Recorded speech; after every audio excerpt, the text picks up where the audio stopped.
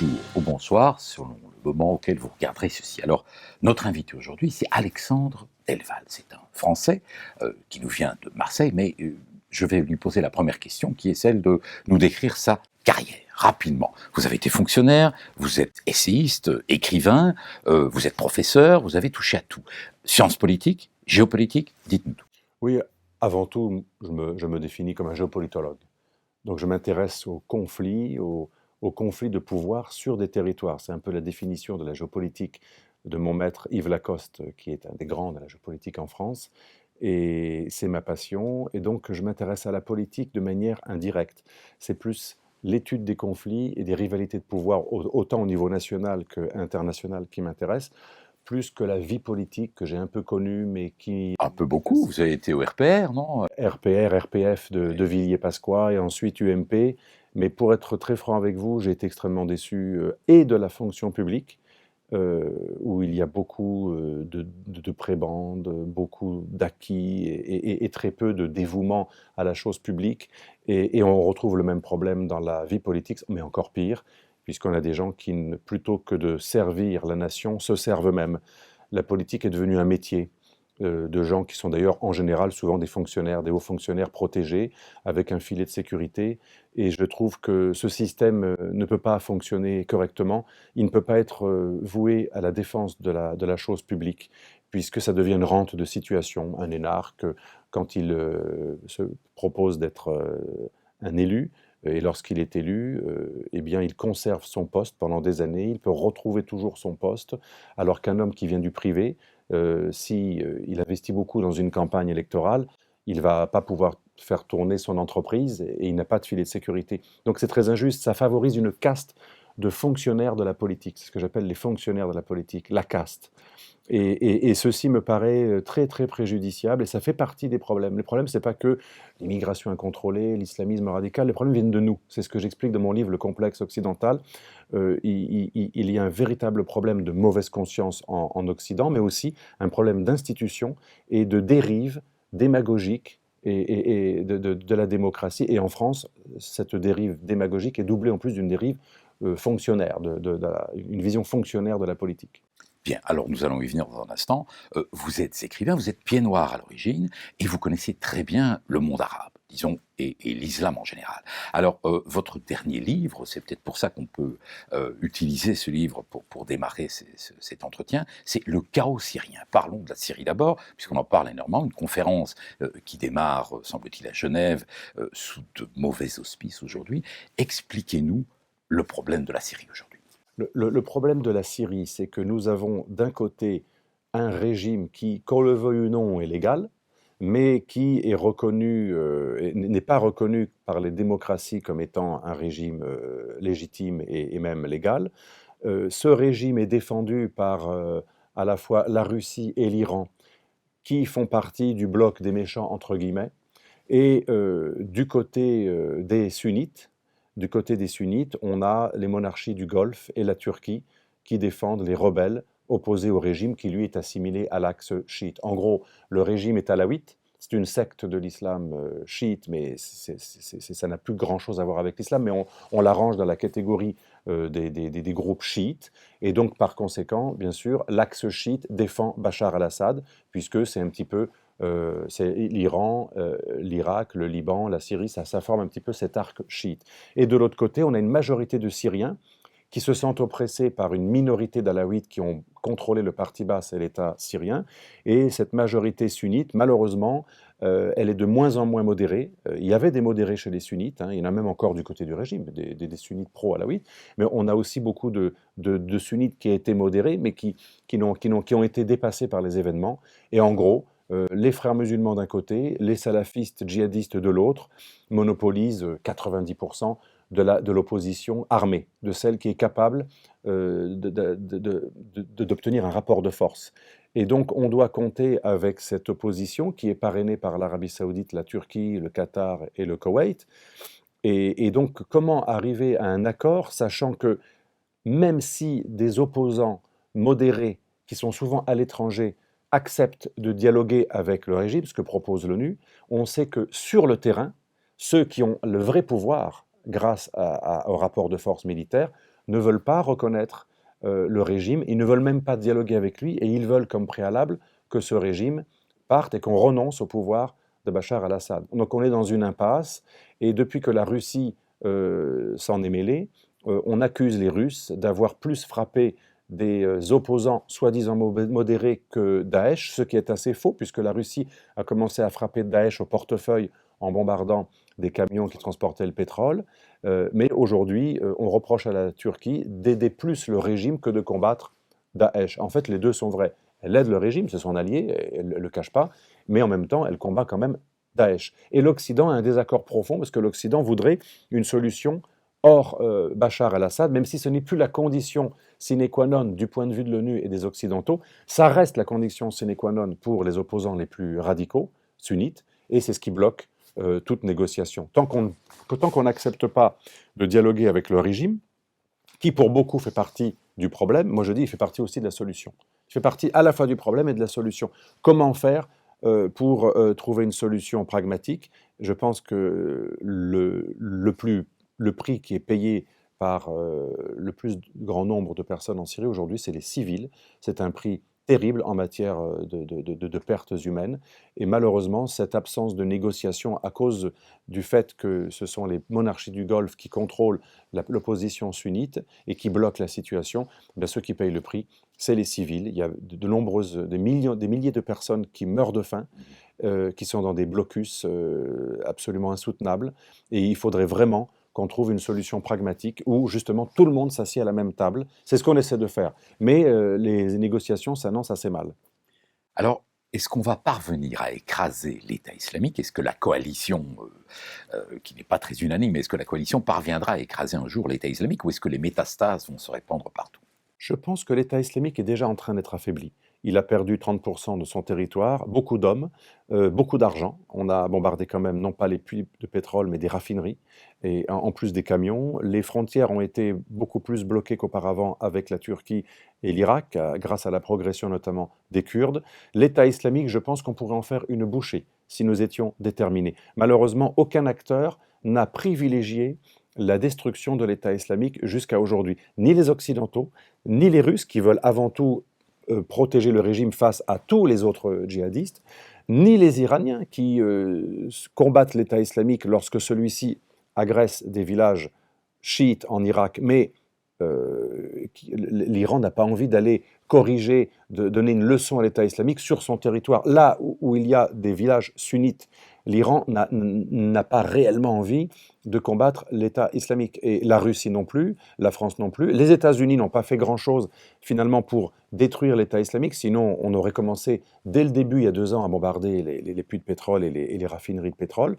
Donc on voit bien, l'État islamique ne vit que parce qu'il y a une division et parce que la Turquie, c'est le pays le plus dangereux dans la région, parce que la Turquie, jusqu'à il n'y a pas très longtemps, et je pense encore un petit peu, elle pense que l'ennemi, ce n'est pas l'État islamique, mais les Kurdes. En gros, au niveau régional et international, personne n'a véritablement voulu jusqu'à aujourd'hui détruire l'État islamique. Mais c'est quoi? 30 000 combattants? On peut en venir à bout. Le problème n'est pas l'État islamique, le problème c'est le djihadisme salafiste totalitaire, et même, au-delà même du djihadisme, le salafisme totalitaire.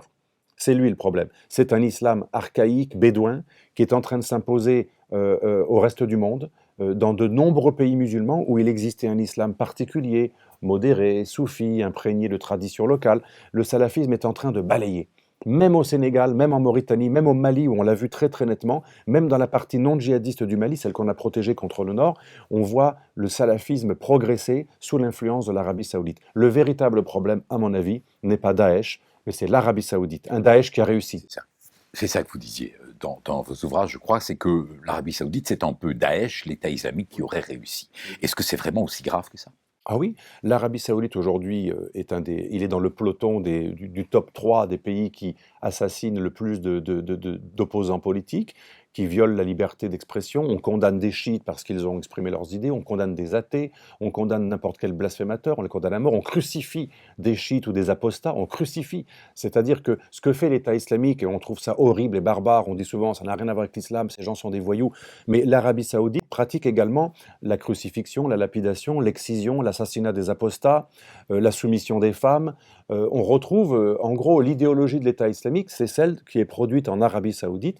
La seule différence, c'est que l'État islamique veut contrôler ces territoires et veut établir un califat. Donc forcément, on retrouve la définition de la géopolitique, rivalité de pouvoir sur un territoire. Ils sont concurrents, mais ils produisent exactement la même idéologie. D'ailleurs, l'Arabie saoudite a été fondée à partir du XVIIIe siècle jusqu'au XXe siècle. Il y a eu plusieurs fois des tentatives d'édification d'un État saoudien, mais ce sont grâce aux Ikhwan, qui étaient les djihadistes de l'époque, que l'Arabie saoudite a été créée. C'était une alliance entre une tribu bédouine, les Saouds, avec une secte ultra fondamentaliste qui était détestée dans tout le Proche-Orient, qui était les Wahhabs. Et cette alliance entre les Wahhabs et les Saouds est une alliance monstrueuse qui a permis l'édification de cet État par la guerre, par le sabre. D'ailleurs, on retrouve le sabre sur le drapeau. C'est un État qui a été créé par les ancêtres d'Al-Qaïda, de l'État islamique. Sauf qu'ils, et grâce au pétrole ensuite, qui a permis de les adouber. C'était des gens qui étaient jugés dangereux par tout le monde. Déjà, le grand suzerain de l'Empire ottoman, Mehmet Ali, qui dirigeait l'Égypte à l'époque de Napoléon, il luttait contre les Wahhabites. C'était un danger pour la région. Les pays musulmans sunnites de la région luttaient contre... Les Ottomans avaient aussi maille à partir avec les Wahhabites. Malheureusement, ils ont réussi à renverser le véritable roi du pays, qui était le shérif des lieux saints, c'est-à-dire l'actuel roi de Jordanie, l'ancêtre de l'actuel roi de Jordanie. Et comme ils avaient du pétrole, ils ont été adoubés par l'oncle Sam, la fameuse rencontre Roosevelt avec Ibn Saoud, sur le bateau le fameux Quincy. Et depuis l'accord du Quincy, qui a été renouvelé en 2006 par George Bush, eh bien l'Arabie saoudite, quoi qu'elle fasse, malgré le 11 septembre, malgré le financement de nombreux mouvements terroristes, continue à être un allié majeur de l'Occident, notamment des États-Unis. Et c'est tout le problème. Comme je dis souvent, avec des amis comme ça, on n'a pas besoin d'ennemis. Nous avons aujourd'hui comme amis, pour lutter contre Daesh et ce cancer qu'est le salafisme totalitaire, eh bien nous avons comme partenaires ceux qui produisent ce virus, ceux qui créent et développent et distillent et financent cette idéologie. Donc, on n'est pas très très bien armé. Hein. Si on veut combattre un ennemi avec ceux qui financent cet ennemi, on a quand même des solutions un peu plus efficaces. Et deuxièmement, la Turquie, je conclurai là-dessus. Voilà. La Turquie, encore un ami. Là aussi, on n'a pas trop besoin d'ennemis quand on a ce genre d'amis. On a au sein de l'OTAN, comme partenaire majeur pour l'OTAN en ce qui concerne cette région du monde, on a un pays qui s'appelle la Turquie, qui est dirigé aujourd'hui par un néo-sultan qui est très proche des frères musulmans, qui a comme but à terme un jour l'édification d'un califat. C'est le but. C'est l'objectif final des frères musulmans. Et cet homme joue un double jeu. Il a envie de devenir le leader du monde islamique, d'une sorte de nouvel empire ottoman, d'où sa stratégie hyper pro-palestinienne, pro-Hamas, son double jeu avec Daesh et son soutien encore aujourd'hui à de nombreuses légions djihadistes, salafistes, sunnites en Syrie. Parce que comme tout le monde condamne Daesh, du coup, ça permet de défendre d'autres djihadistes dès lors qu'ils ne sont pas Daesh. Il suffit de ne pas être estampillé Daesh pour avoir l'air d'être un islamiste modéré. Et donc Erdogan est très dangereux puisqu'il détruit lentement le kémalisme, qui était très respectable. Absolument. Je suis tout à fait d'accord avec vous. C'est ce que j'ai écrit en 2002, et Dieu sait si ce n'était pas tout à fait à la mode à l'époque. En 2002, quand Erdogan arrive au pouvoir, en novembre 2002, tout le monde dit c'est une chance extraordinaire pour l'humanité, pour le monde musulman, pour l'Europe. C'est un musulman modéré qui va permettre de mettre fin au choc des civilisations. En faisant rentrer la Turquie dans l'Europe, on aura un islam modéré qui va permettre justement d'éviter tous ces malentendus entre les chrétiens et les musulmans. On a vu le résultat. Moi, j'avais alerté à l'époque, on ne peut pas une seconde penser que cet homme était un modéré. Il adhère au Millî Görüş, qui est la vision, ça veut dire vision nationale en turc, c'est la maison mère du parti AKP. Le Millî Görüş, c'est une sorte de frères musulmans turcs, dont l'objectif est de faire en sorte que la Turquie nationaliste soit le leader du monde musulman, dans une perspective extrêmement prosélyte, extrêmement nationaliste et très anti-occidentale, avec des relents aussi très anti-juifs, anti-chrétiens, avec une nostalgie des guerres contre la chrétienté. Le Millî Görüş, ça représente l'antithèse du kémalisme. Et on nous a fait croire que la Turquie méritait de rentrer dans l'Union européenne parce qu'elle était membre de l'OTAN et parce qu'elle était laïque, parce qu'elle était kémaliste. Or, c'est le grand paradoxe, on fait rentrer cette Turquie, ou plutôt on a ouvert les négociations en 2004-2005 avec la Turquie en vue de l'adhésion, au nom d'un kémalisme que justement le régime est en train de détruire. Ça, le grand paradoxe. Et moi, j'avais annoncé déjà depuis 2002 qu'Erdogan, un jour, montrerait sa vraie face. Rappelons-nous ce qu'il a dit dans les années 2000, quand il a fondé son parti. La démocratie n'est pas un but, mais un moyen. Et c'est comme un tramway, on s'arrête à la station que l'on veut. La démocratie n'a été qu'un moyen pour Erdogan, pour amadouer le monde, notamment l'OTAN, les États-Unis et l'Union européenne, qui ont fait pression sur l'armée pour ne pas faire de coup d'État. Il a utilisé en fait l'Occident et surtout les États-Unis et l'Union européenne comme un bouclier juridique et stratégique pour empêcher l'armée de le bloquer dans son dessein de réislamisation et de ce que j'appelle démantèlement des institutions kémalistes en Turquie. Quelques années plus tard, 10 ans plus tard, qu'est-ce qui s'est passé? À partir de 2012, on a bien vu le kémalisme, on peut dire pratiquement qu'il n'existe plus. Il est sur le papier, il y a encore plein de kémalistes en Turquie, sur le papier, il y a la photo d'Atatürk partout, mais concrètement, de facto, la Turquie n'est plus kémaliste. La plupart des militaires vraiment kémalistes ont été mis en prison ou incriminés dans le procès Ergenekon.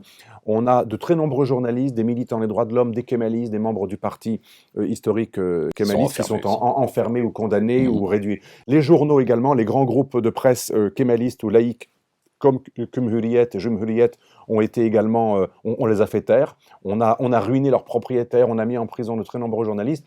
Le kémalisme a été détruit financièrement. De nombreux patrons qui étaient kémalistes ont été incriminés avec des histoires de 5 milliards d'arriérés d'impôts qu'on leur a trouvés d'un coup. Donc on a fait taire les hommes d'entreprise, les grands entrepreneurs kémalistes, les journalistes kémalistes, les politiques kémalistes.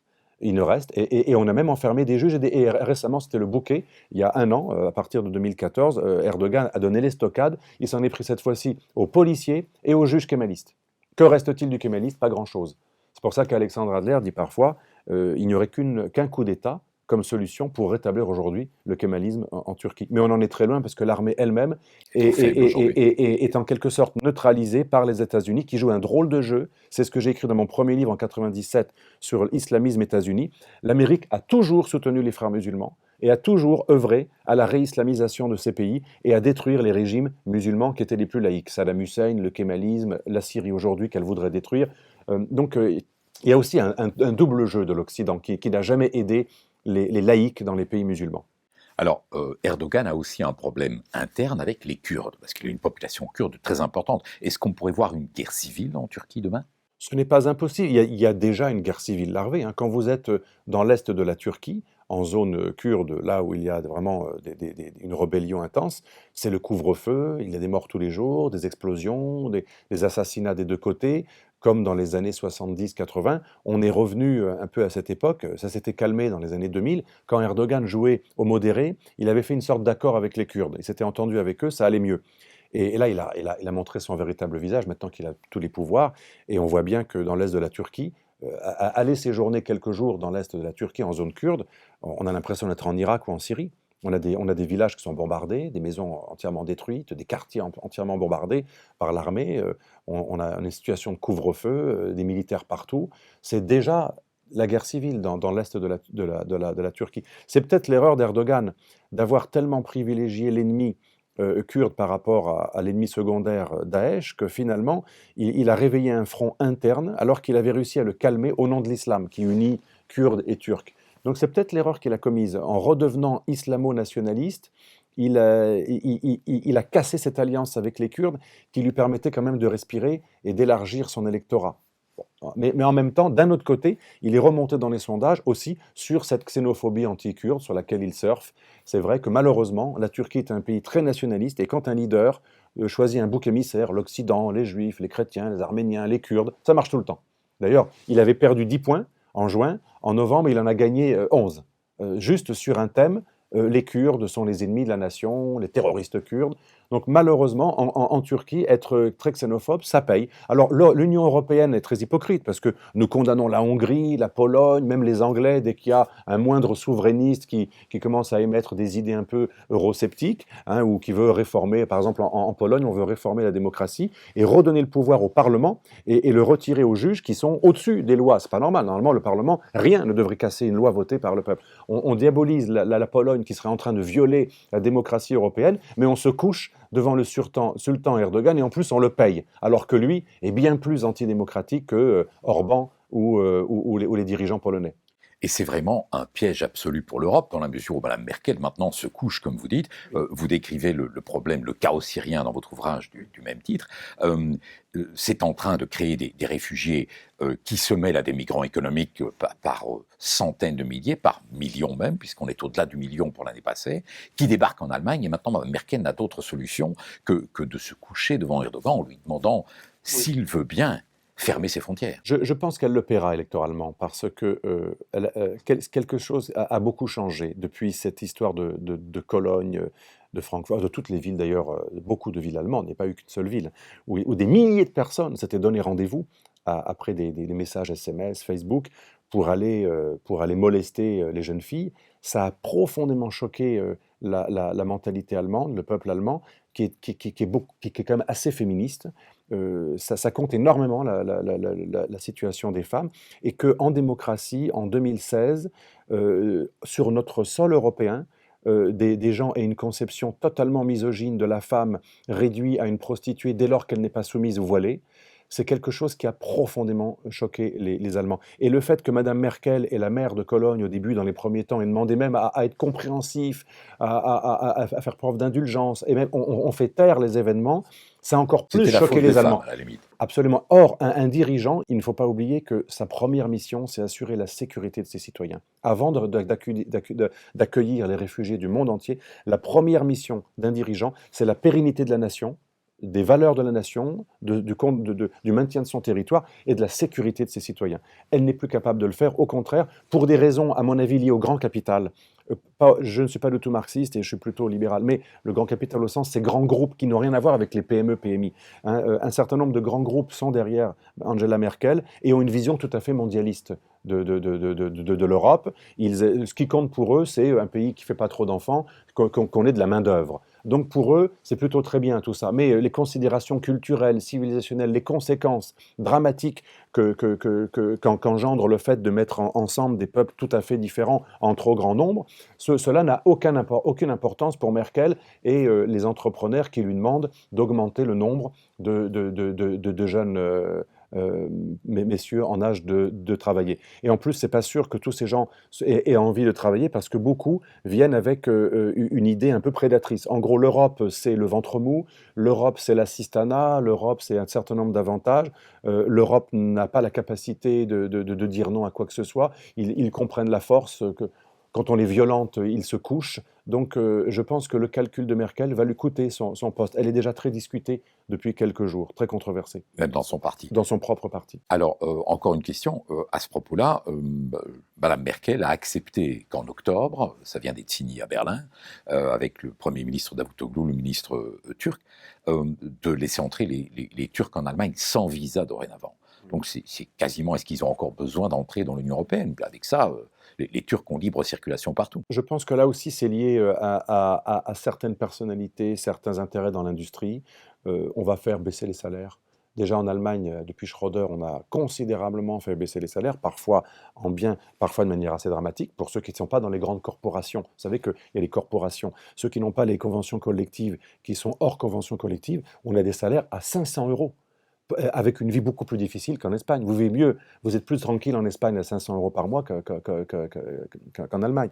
Donc il y a quand même des conséquences dramatiques de cette élasticité qui est extrême en Allemagne. Mais là, on veut tirer encore plus bas les salaires en faisant venir une concurrence turque qui en général est assez qualifiée. Les Turcs, il ne faut pas leur enlever le fait que c'est un peuple qui est assez qualifié. On a des gens qui travaillent, qui sont vraiment travailleurs. Les Turcs, contrairement à d'autres, c'est un peu comme les Philippins, sont reconnus unanimement comme des travailleurs, des gens extrêmement efficaces et souvent assez bien formés, surtout pour les métiers justement contremaîtres, choses comme ça, que les Européens ont plus de mal à valoriser. Les Turcs ont un avantage comparatif. Donc ça va nous concurrencer notre propre main-d'œuvre et ça va encore attirer les salaires vers le bas. Je pense que c'est la véritable raison. Vous savez, les belles déclarations antiracistes, humanitaires, pro-réfugiés, ça c'est ce qu'on appelle une représentation géopolitique. C'est une justification, c'est pour enrober, c'est pour séduire, c'est pour justifier. La véritable raison est souvent beaucoup moins avouable. Et moi je pense qu'elle est là, la raison. Elle est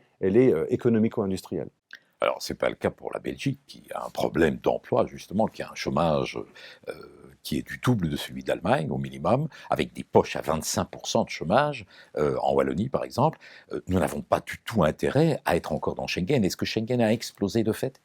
Oui, Schengen a déjà explosé de fait. Regardez, même des pays du Nord qui, il y a quelques mois, étaient extrêmement politiquement corrects, pro-Schengen et qui voulaient accueillir tous les réfugiés, Danemark, comme le Danemark, un virage à 190 degrés parce que il y a les bonnes intentions, le politiquement correct, puis ensuite il y a la réalité. Et qu'est-ce que comprennent nos hommes politiques?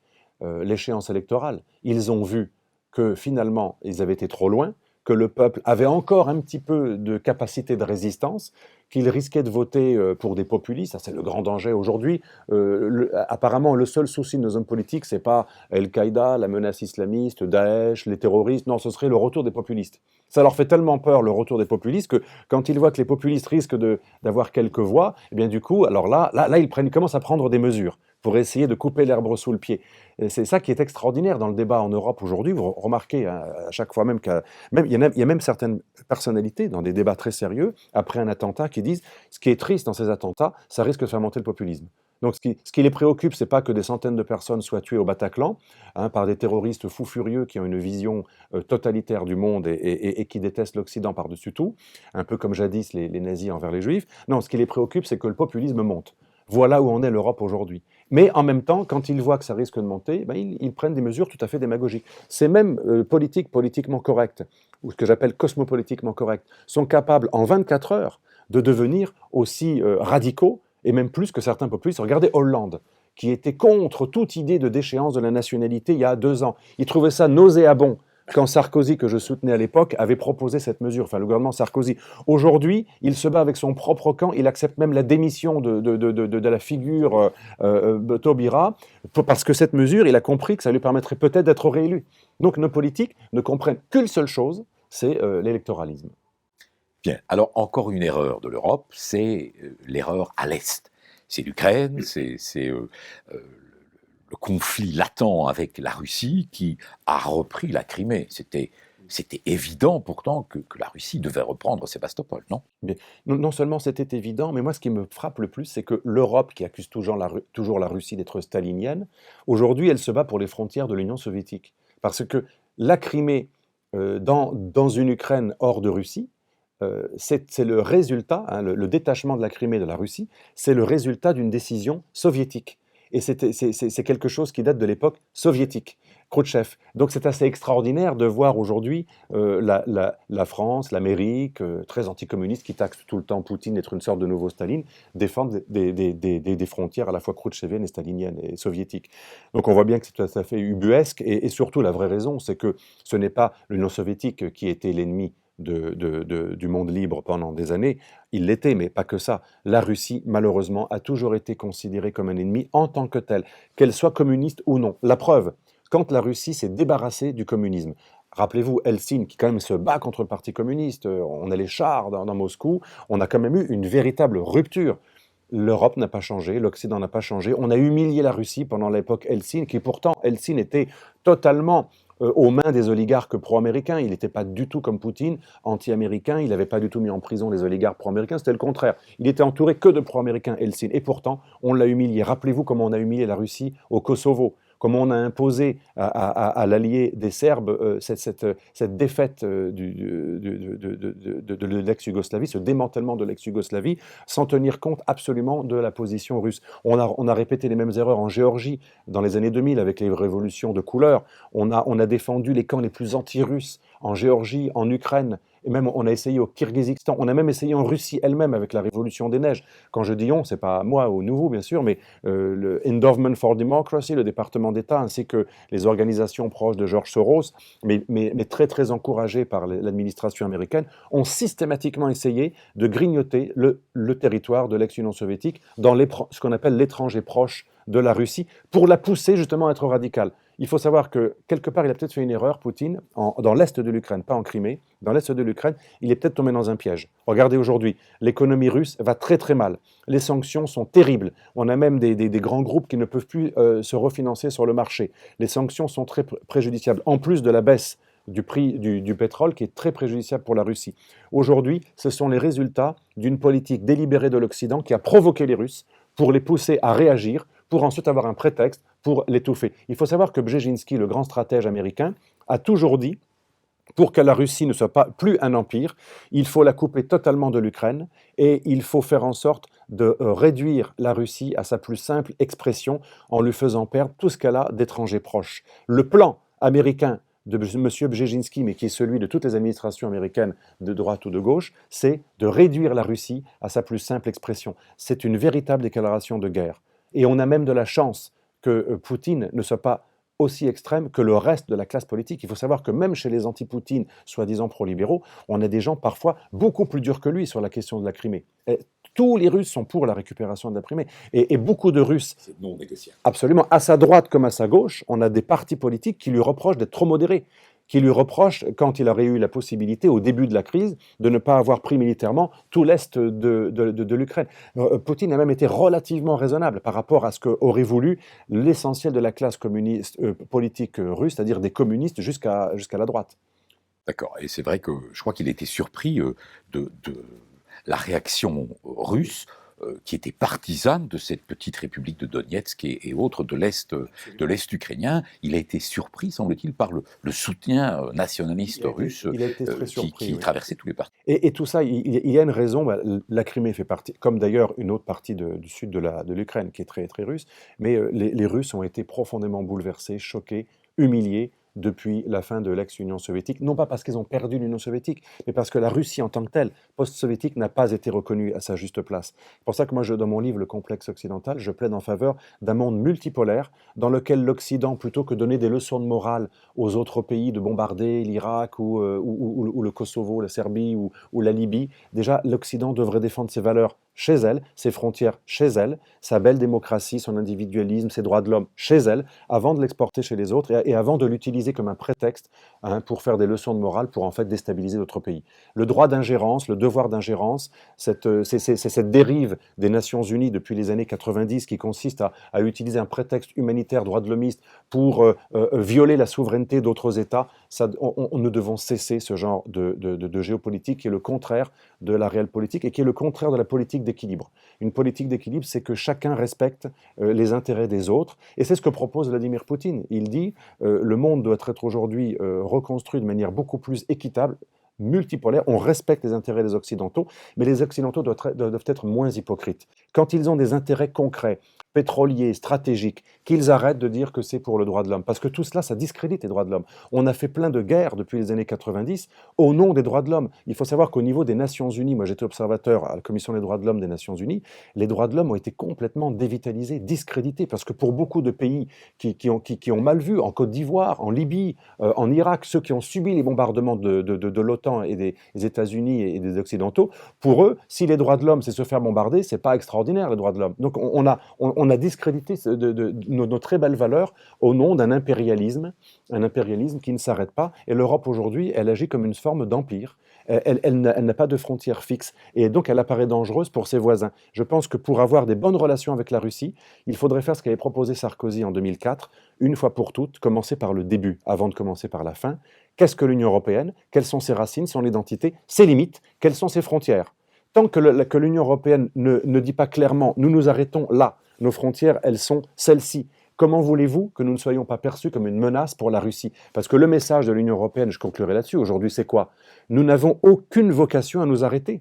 Nous irons même un jour jusqu'à la Russie. Et pour que la Russie devienne l'Union européenne, il faudra démanteler le régime russe actuel. Les Russes voient bien que l'Union européenne aujourd'hui est un empire qui ne s'arrête jamais, qui n'a aucune limite et qui menace son propre territoire à terme. Ce que les Russes craignent le plus, c'est une révolution orange ou une révolution de couleur sur leur propre territoire qui serait téléguidée de Washington et de Bruxelles. Donc il est clair que, même si c'est un peu exagéré parfois cette vision paranoïaque russe, elle est quand même alimentée par des choses qui sont concrètes. Ce que nous avons fait en Géorgie, en Ukraine, allait directement dans le sens de ce que craignent les Russes. Donc il faut leur montrer que nous respectons leurs frontières, leur souveraineté, et que nous ne sommes pas un empire prédateur, mais un empire voisin ami.